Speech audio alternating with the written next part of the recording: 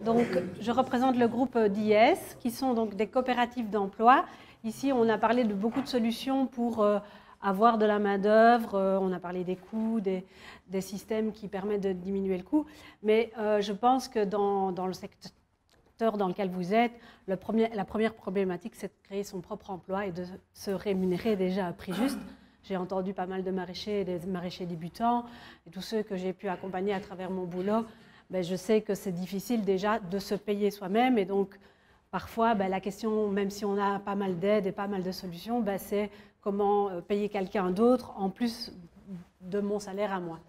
Donc le dispositif des coopératives d'emploi, l'idée c'est vraiment de pouvoir entreprendre sereinement dans un cadre flexible et solidaire, et donc de créer son propre emploi à travers une coopérative. Il existe 6 coopératives en Belgique, 3 en Wallonie et 3 à Bruxelles. La problématique qu'on rencontre tous, quel que soit le secteur, quand on entreprend, c'est que ben, tous les chiffres, toutes les paperasses administratives, c'est compliqué, ce n'est pas notre métier, pourtant on doit quand même apprendre à le gérer. Et donc nous, notre mission, c'est de vous permettre en fait de vous focaliser sur votre activité sans les tracas administratifs qu'on va prendre en charge à travers la coopérative. Donc le dispositif des coopératives s'adresse à des entrepreneurs qui ont un savoir-faire dans leur métier. Donc ça, on ne s'amuse pas dans ce que vous faites. Donc c'est pour ça qu'on peut intervenir dans tous les métiers pratiquement qui existent. Donc il faut vraiment que vous soyez expert dans votre métier et que vous pouviez développer cette activité. Il faut évidemment que le projet soit viable. On parle d'autocréation d'emplois et donc il faut qu'on puisse que l'activité soit suffisante pour rémunérer votre emploi. Donc il faut des rentrées certaines et il n'est pas nécessaire d'avoir l'accès à la gestion de base, puisque vous entreprenez à travers la coopérative et c'est nous qui faisons la gestion, donc il n'y a pas besoin de ce diplôme. Donc ça peut être quand même parfois intéressant dans les cas où les personnes n'ont pas ce qu'il faut pour s'installer comme indépendants. Il n'y a pas besoin d'avoir les accès à la profession, etc., puisque la coopérative a un dispositif particulier qui lui permet de ne pas justifier, mais ça on parle surtout pour les métiers de la construction ou des métiers où il y a des accès particuliers. Donc, à partir du moment où vous avez une activité qui est viable, que vous vous y connaissez dans votre métier, vous pouvez rentrer dans la coopérative et nous, on s'occupe du reste. Alors, ça veut dire quoi concrètement? Ça veut dire qu'on va vous proposer un système qui va vous permettre d'être autonome, qui sera simple, qui sera sécurisant et qui sera solidaire. Donc, on va à vous mettre à votre disposition des outils pratiques très simples qui sont en ligne, qui vont permettre de faire vraiment ce qu'il faut, mais de manière très facile, concrète et moderne, puisque tout est numérisé. Voilà. Ces outils vont nous permettre de faire une gestion financière en continu.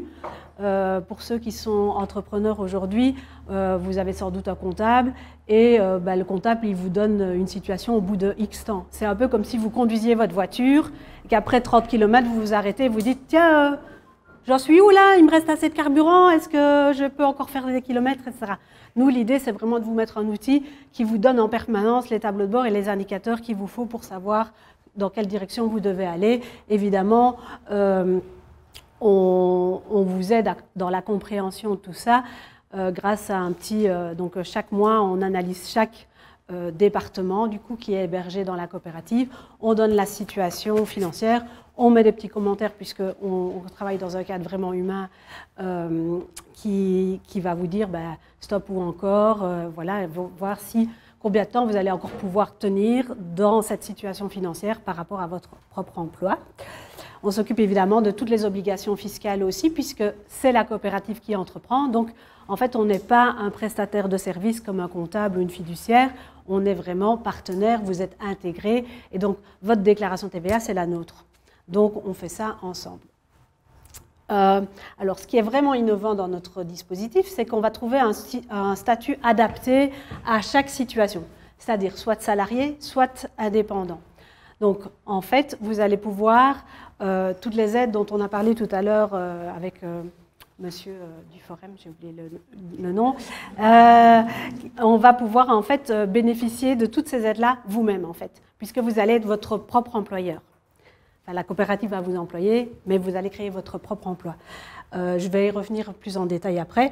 Ou alors, on peut aussi s'associer et être, donc, en fait, signer une convention de collaboration. Vous avez le statut d'indépendant, vous n'avez pas votre propre numéro d'entreprise, c'est celui de la coopérative, mais vous avez le statut d'indépendant. Dans certains cas, c'est plus intéressant. Je vais y revenir vraiment sur les statuts juste après. L'idée, c'est aussi d'avoir un accompagnement personnalisé. Donc, vraiment de pouvoir avoir une personne de référence à qui vous pouvez appeler, que vous pouvez appeler quand il y a un problème et n'importe quelle question. Des fois, c'est vraiment est-ce que j'ai bien rentré ma feuille, est-ce que c'était bien comme ça qu'il fallait faire, ou tiens, je me sens pas bien, j'ai envie de parler. Donc, il y a vraiment tout le temps la même personne qui est au bout du fil. Ensuite, on est dans une coopérative inscrite dans l'économie sociale, donc c'est vraiment une communauté participative et solidaire. Donc l'idée, c'est vraiment de créer un réseau, des échanges, des partages d'idées, mais aussi tout un système solidaire, ça on le verra, puisque chacun participe à hauteur de ses moyens. Et tout le monde bénéficie du même service. Tout ça va vous permettre d'être autonome dans votre activité, de pouvoir avoir votre propre stratégie de développement et de réussir, puisque l'idée, c'est quand même de créer des emplois pérennes. Souvent, on nous compare à Smart. Smart est un très bel outil, mais on est souvent dans des situations plus précaires. Ici, c'est vraiment dans l'idée de créer un CDI, un emploi à long terme pour votre activité. Donc, j'ai parlé du statut tout à l'heure. Donc, en fait, avec chaque entrepreneur qui vient nous trouver, on va chercher le statut le plus adéquat possible. 75% de nos entrepreneurs sont salariés. C'est un peu ça le principe de la coopérative d'emploi. L'avantage du statut d'entrepreneur salarié, c'est que on va d'abord choisir une subordination volontaire. Donc, ça veut dire que moi qui est la gérante et qui représente la coopérative, je suis votre employeur. Mais donc, il y a des règles qu'il faut respecter. Il y a une certaine autonomie, mais il faut choisir que derrière, je suis votre employeur. Et si à un moment donné, ça ne va pas, on peut licencier ou enfin voilà, mais ce sera toujours dans votre intérêt personnel et dans l'intérêt de votre activité. L'idée aussi, c'est d'avoir des revenus réguliers. Donc, nous, on va calculer. Vous employez à mi-temps, à temps plein, on va dire pour maintenir cet emploi, il va falloir rentrer autant d'argent. Et on va regarder évidemment pour que, même si l'activité est fluctuante et saisonnière, eh bien on va faire en sorte que le salaire il soit lissé sur toute l'année et que tous les mois vous puissiez avoir dans votre poche un montant qui est fixe. Mais il va falloir évidemment le générer en rentrée. Alors le gros avantage du statut de salarié, c'est qu'on va avoir toutes ces aides, impulsion, etc., que vous allez pouvoir bénéficier directement puisque vous devez assumer votre propre coût salarial, mais donc vous êtes votre propre employeur et donc les aides que l'employeur bénéficie comme impulsion, ça vient en diminution de votre coût salarial et c'est vous qui en bénéficiez directement. Et évidemment, la couverture sociale des salariés, bien qu'aujourd'hui, entre un statut de salarié et indépendant, il n'y a plus tellement de différence au niveau de la couverture sociale, mais chez certaines personnes, c'est quand même toujours important. Il y a des freins parfois au statut d'indépendant, simplement parce que historiquement, dans la famille, il y a eu des faillites, il y a eu des histoires qui restent ancrées et qui sont systémiques et qu'à un moment donné, on se dit, non, moi je veux être salarié, je n'ai pas envie d'être indépendant. Maintenant, dans certains cas, c'est plus intéressant aussi, on peut s'associer et donc vous êtes entrepreneur associé, c'est un statut d'indépendant. Il y a évidemment beaucoup plus d'autonomie dans la gestion, donc c'est-à-dire que vous ne devez pas nous dire quand vous devez prendre des vacances, ce qu'un salarié doit faire, doit rentrer tous les mois ses prestations et nous dire j'ai été malade, je pris des congés, etc. C'est de là qu'on parle de subordination. Les revenus peuvent être variables ou fixes, mais ça va dépendre de l'activité, mais l'avantage d'un indépendant, c'est qu'il n'y a pas un minimum légal qu'on doit maintenir. Donc ça veut dire que si à un moment donné l'activité est un peu en recul, eh bien on va pouvoir descendre en dessous du minimum légal qui est aujourd'hui de 2053 € pour un temps plein, je parle en brut, et donc il faut pouvoir générer suffisamment, et souvent il y a quand même des indépendants qui malheureusement ne peuvent pas générer ça, et donc choisissent le statut d'indépendant. Ils ont donc des rentrées beaucoup moins importantes, mais voilà. Mais après, si on diminue la rémunération, on peut l'augmenter après, c'est ça qui est... Il y a cette flexibilité avec le statut d'indépendant. Il y a la possibilité d'avoir l'aide tremplin indépendant si vous avez été accompagné par une couveuse d'entreprise. Et évidemment, alors on est dans la couverture sociale des indépendants. Mais comme je le disais tout à l'heure, pour moi, aujourd'hui, il y a quasi plus de différence. Il y a encore une mini-différence au niveau du minimum de la pension. Maintenant, vous et moi, on ne sait pas quand on prendra notre pension si ça existera toujours, même si on est salarié. Donc, j'y pense pas trop pour le moment. Et alors, quand on n'a pas suffisamment pour créer directement un emploi de salarié, eh bien, on passe par un système de PFI, on en a déjà parlé, comme chez Terre Emploi. Et donc, en fait, vous êtes en formation, pas sur votre métier, mais sur la gestion d'une activité entrepreneuriale. Et donc, nous, on va vous aider, vous aiguiller avec tous les outils, même s'ils sont très simples et très pratiques. On va vous former à comprendre en fait ces indicateurs, à comprendre le tableau de bord que vous avez quand vous conduisez votre entreprise. Ce qui permet évidemment de réduire le coût, puisque comme on l'a vu tout à l'heure avec le forum, c'est que le coût il est divisé par 3 au niveau de l'emploi. Comme c'est votre propre emploi, c'est vous qui avez moins à sortir pour pouvoir payer ceci. Et donc, ça peut être intéressant pour faire vraiment la transition. Et donc, on crée vraiment un parcours où on a beaucoup d'entrepreneurs qui viennent de couveuses d'entreprises, qui ont testé leur activité, qui est rentable. Ils ne se sentent pas encore forcément, pour diverses raisons, le cœur de se lancer comme indépendant seul. Eh bien, ils rentrent chez nous. On va d'abord faire une première période de PFI. Ensuite, ça c'est le pendant de la PFI, c'est qu'on est obligé d'engager la personne en tant que salarié pour la même durée. Et donc, on va faire un parcours de salarié. La personne peut rester salariée même jusqu'à sa pension si c'est le statut qui lui convient le mieux. D'ailleurs, on vient de le vivre, la première entrepreneuse qui vient de prendre sa pension, mais elle continue son activité, il n'y a pas de souci. Et alors, on peut aussi, à un moment donné, quand on en a marre de rendre ses congés tous les mois et qu'on a vraiment une vie d'indépendant, passer sous le statut d'indépendant pour avoir plus d'autonomie, plus de flexibilité. Voilà, donc on peut vraiment faire ce parcours-là. Et ça, c'est vraiment nous, sur base de vos besoins. On va faire les simulations qu'il faut pour vous aider à choisir le statut qui est le plus adapté pour vous. Donc, vous allez pouvoir vous concentrer sur votre activité professionnelle, vos relations avec les clients. Il faudra évidemment émettre les factures parce que ça, on ne sait pas à votre place ce qu'il y a, mais c'est un outil très pratique où vous encodez vos factures. Il faudra nous rendre tous les justificatifs des frais. Et nous, à côté, on va faire tout le soutien administratif, y compris tout ce qui est formalité, par exemple comme l'AFSCA. On va faire la gestion financière.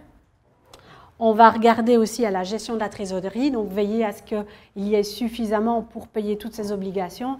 Ce qu'on entend souvent chez les indépendants qui sont seuls, parfois ils sont bien conseillés, parfois ils ne le sont pas.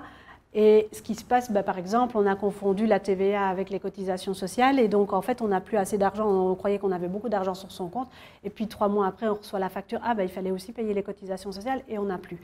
Et donc ça, nous, en fait, on va vraiment travailler comme... alors, j'aime pas cette comparaison, mais c'est un peu comme si vous étiez sous administration de biens, puisqu'on va gérer ça pour vous et faire en sorte qu'il n'y ait jamais de mauvaises surprises. Puisqu'on va s'occuper de tout ce qui est prélèvements sociaux, donc cotisations sociales et fiscaux, TVA, etc. On fait l'analyse mensuelle de l'activité tous les mois, donc comme je le disais, vous recevez un petit bulletin avec votre situation et évidemment l'accompagnement est personnalisé en fonction des besoins. On ne sait pas répondre à tout, on est des généralistes, donc ça veut dire que s'il y a une demande un peu plus particulière, on va pouvoir aussi vous réorienter vers des organismes qui vont pouvoir vous conseiller. Donc nous, on fait partie du groupe STEP et donc chez STEP Entreprendre, on a des conseillers vers qui on peut aussi relayer quand nous, on n'a pas la réponse en interne. Donc, comme je le disais tout à l'heure, c'est un service qui est identique pour tous les entrepreneurs, quel que soit leur volume d'activité. Et la participation que vous allez payer, c'est 8% de la marge brute, avec un minimum de 78 €, qui nous permet vraiment de pouvoir... donc il y a des activités qui marchent beaucoup mieux que d'autres, et donc de voir un système solidaire et participatif pour votre gestion. Alors, quelques exemples. Ici, on a par exemple Véronique, qui gère un centre de bien-être. Elle a de l'or dans ses mains, c'est vraiment quelqu'un qui est spécialisé dans son domaine, elle est magnifique, mais par contre, les papiers, elle a aussi son activité tourne, elle a des rentrées suffisantes, mais par contre, les papiers, c'est pas son truc, et toute seule, elle pourrait vraiment se planter parce qu'elle aurait oublié de rentrer un truc, ou qu'elle aurait oublié son livre de recettes à la maison, et se prendre une amende TVA. Donc, elle recherche une solution qui est simple et qui lui permet de développer son activité en toute autonomie. Donc chez elle, on va vraiment lui proposer de l'autonomie et de la simplicité en intégrant son activité au sein d'une coopérative. On a Nicolas qui est maraîcher, mais aussi en fait, de temps en temps, il fait des spectacles de magiciens et donc on a ce mécanisme de slasher, ce n'est pas un problème pour nous. Lui, il a des activités qui sont saisonnières, il voudrait avoir une régularité de ses revenus, donc il y a des saisons où c'est très haut et des saisons où c'est très bas. Il n'a pas le diplôme de gestion et donc il va rechercher de la stabilité et de la sécurité pour sa famille. On va lui proposer de la sécurité avec un emploi stable et une simplicité aussi au niveau de la gestion de sa multiple casquette. On a Bénédicte qui vient de lancer sa boutique de seconde main. Elle a testé son activité via une couveuse d'entreprise. Ça fonctionne, mais ce n'est pas encore suffisant pour se dire je me lance et je vais dans la grande vie des indépendants. Elle a besoin encore de soutien et de suivi sur mesure. Eh bien, on va lui permettre vraiment d'être solidaire en lui permettant d'avoir des conseils et de l'accompagnement, tout en payant au prorata de ses revenus. On va lui permettre d'avoir aussi de la sécurité puisque on va veiller à ce qu'elle ait suffisamment et un revenu décent par rapport à son activité. Alors, dernier exemple, Antoine, il travaille sur des gros projets de recherche internationaux. Il a toujours été salarié, donc indépendant, c'est vraiment pas son truc.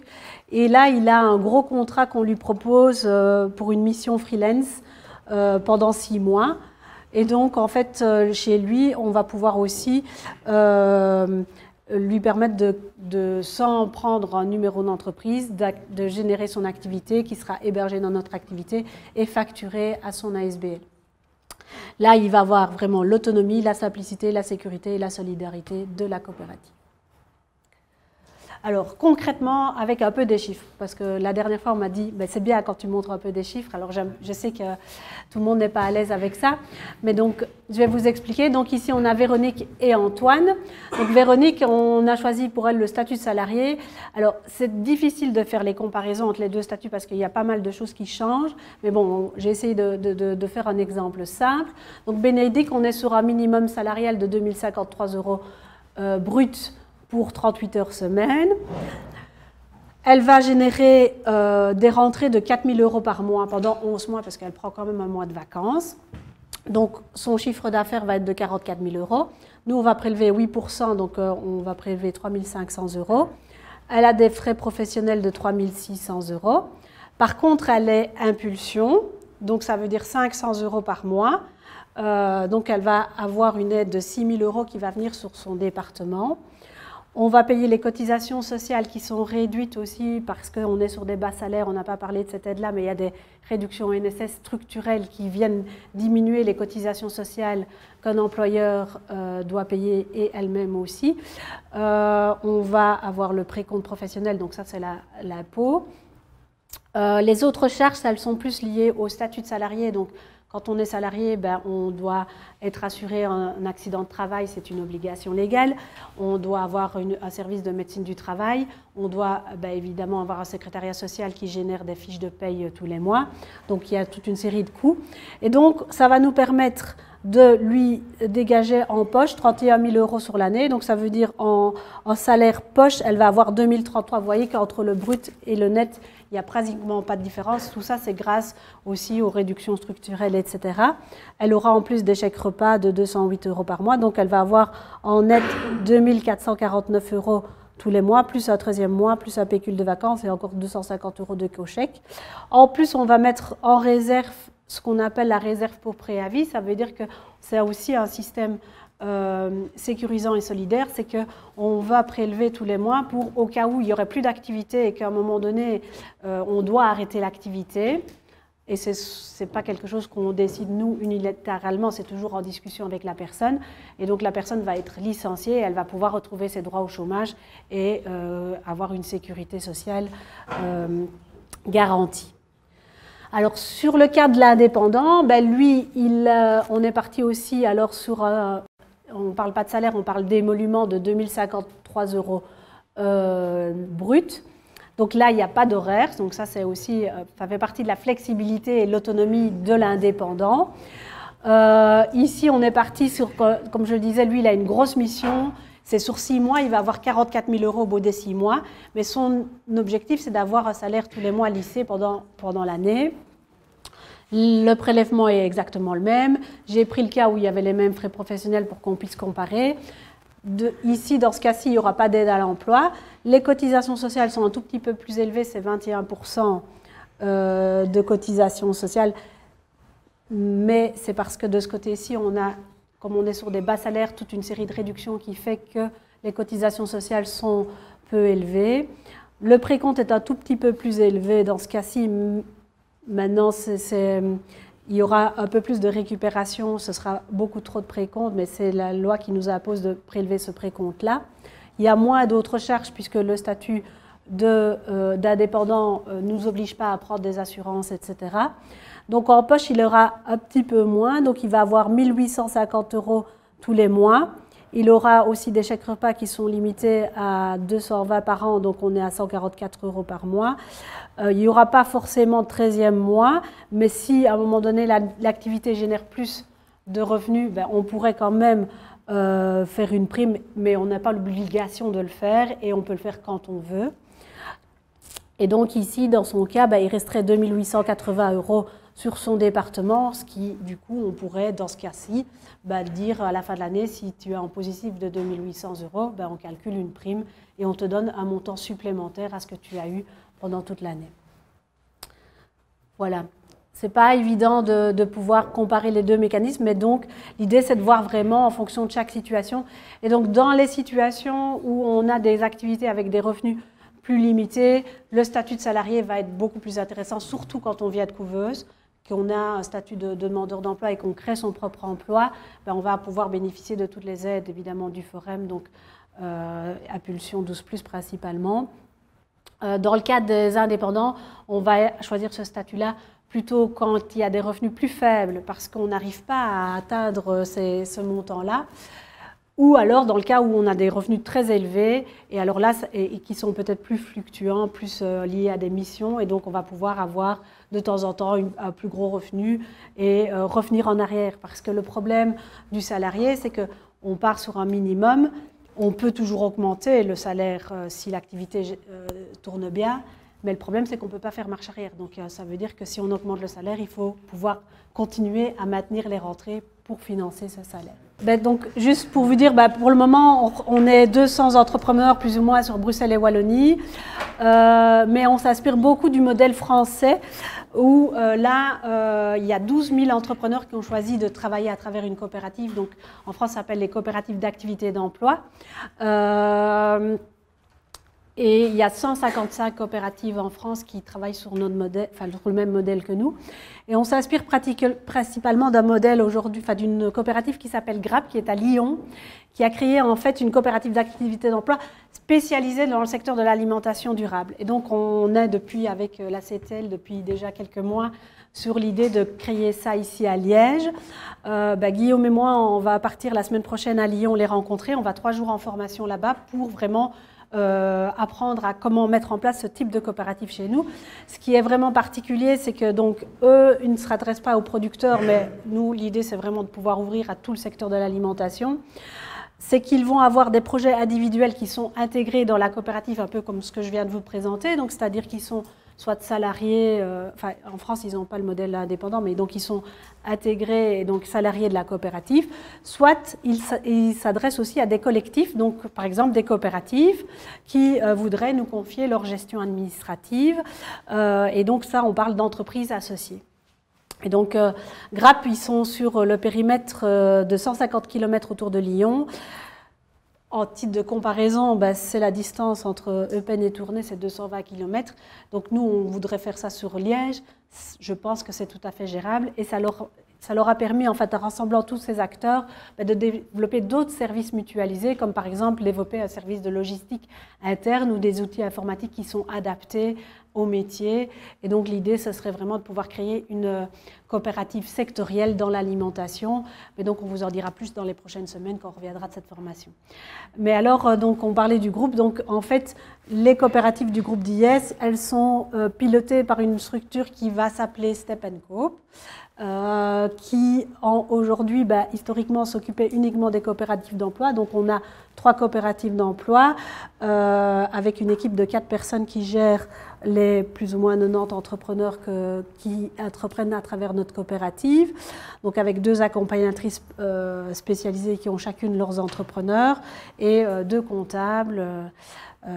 Dont un qui vient partiellement une fois par semaine, qui est Benoît.